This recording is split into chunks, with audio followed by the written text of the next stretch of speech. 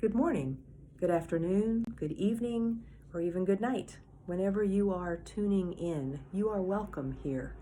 I am Pastor Carol, interim minister for congregational life here at St. Lucas United Church of Christ, and I am pleased to be with you on this journey of faith.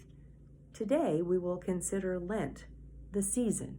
It began with Ash Wednesday, continues for 6 weeks, then we move through Holy Week and to Easter. So welcome to the season of Lent. The word Lent comes from an Old English word meaning to lengthen. We are in a time when the days seem to be lengthening since we are having more hours of sunlight. Spring is coming, surely. The season of Lent is nestled between the two joyous seasons of Christmas and Easter. These are particularly joyful seasons in the Christian calendar. Christmas and Easter, they are times of high holy celebration, you might say, mountaintop experiences even, as we celebrate what it means to be followers of Jesus the Christ. Lent takes us into something of a valley, between these two mountaintop places. A valley into broken places, dry spaces, wilderness times. If you think about it, we only know that there are mountains because we know the valleys. We don't appreciate what is good, usually, until we have experienced the not good. Jesus' suffering death through the crucifixion gives the resurrection and the conquering of death its meaning. Death doesn't win. For now, let's take time to journey through the valley that is the season of Lent.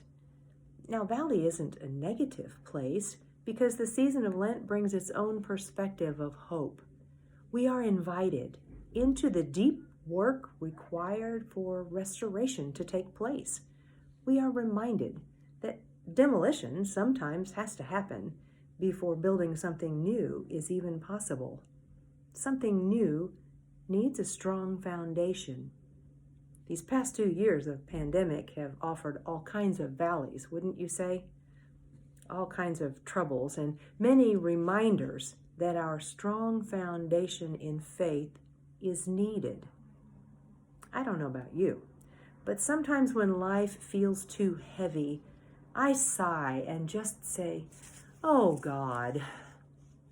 Imagine if you heard God answer you every time you would say God's name, answer you like an embodied voice that you would hear and maybe everybody around you. I do that sometimes. I imagine God answering me aloud wherever I am. Oh God. It isn't a specific prayer, but it can be the regrounding in our strong foundation. It points me back to the source of life, the Creator. It causes me to pause, if even for a moment. And it could be the beginning of a prayer, spoken or not. Prayer is one spiritual practice to strengthen as a part of the foundation during this Lenten season. Simply start with, "Oh God." Be grounded in the knowledge that you are God's beloved. What a foundation. And with that foundation, you can build. During Lent, we will be focused on that foundation, remembering who we are and whose we are. I hope you will join us for some of the Wednesday evenings to dig into the deep and sacred work of Lent. Jesus told the disciples always to pray and not to lose heart. That comes from Luke chapter 18, verse 1. I wanted also to share with you something that came from a minister in the Episcopalian Church over 100 years ago, Reverend Phillips Brooks. He said, "Do not pray for easy lives. Pray to be stronger people.